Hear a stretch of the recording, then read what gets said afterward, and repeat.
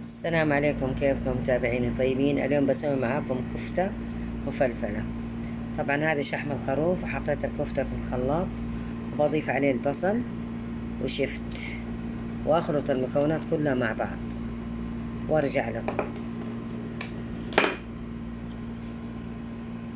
شوفوا يا متابعيني، ضفت مع اللحمة المفرومة والكزبرة، قصدي والشفت والبصل، ضفت معاه كمون وكزبرة وفلفل اسود وملح. دحين اخلط المكونات كلها مع بعض. شوفوا يا حبايبي، خلطت المكونات كلها مع بعض. دحين اكورها واحطها في الصينية وادخلها الفرن بس لغاية ما تطلع مويتها، بعدين اطلعها من الفرن. شوفوا يا حبايبي، كورتها بهذه الطريقة. دحين ادخلها الفرن بس لغاية ما تطلع مويتها، بعدين اطلعها من الفرن. شوفوا يا حبايبي، دحين بسوي الكشنة حقت الكفتة. حطيت الصينية على النار وضفت عليها زيت وبصل شرايح وتوم. دحين اقعد اقلب في البصل لغاية ما يدبل ويطلع ريحة الثوم. طبعا البهارات اللي هو بهار كاري والبهارات السبعة وبابريكا وقليل من الملح وكركم وفلفل حار. الفلفل الحار اختياري على حسب الرغبة. شوفوا يا حبايبي، ضفت عليه فلفل حار. الفلفل الحار اختياري على حسب الرغبة.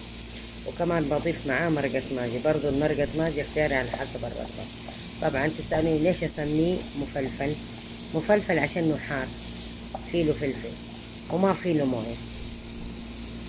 شوفوا متابعين، ضفت عليه مرقة ماجي وبابريكا وكركم وبهارات السبعة وبهار كاري. الحين اقلب المكونات مع بعض.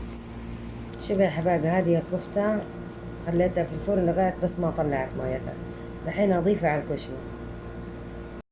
شوفوا يا حبايبي، ضفت عليه الكفتة وموية الكفتة بس. الحين اقلب المكونات مع بعض. شوفوا يا حبايبي، لو شموا الريحة خيال. طبعا هذه تاكل مع رز ابيض لانه مفلفل وحار، واكله سريعة وخفيفة كمان في نفس الوقت يعني.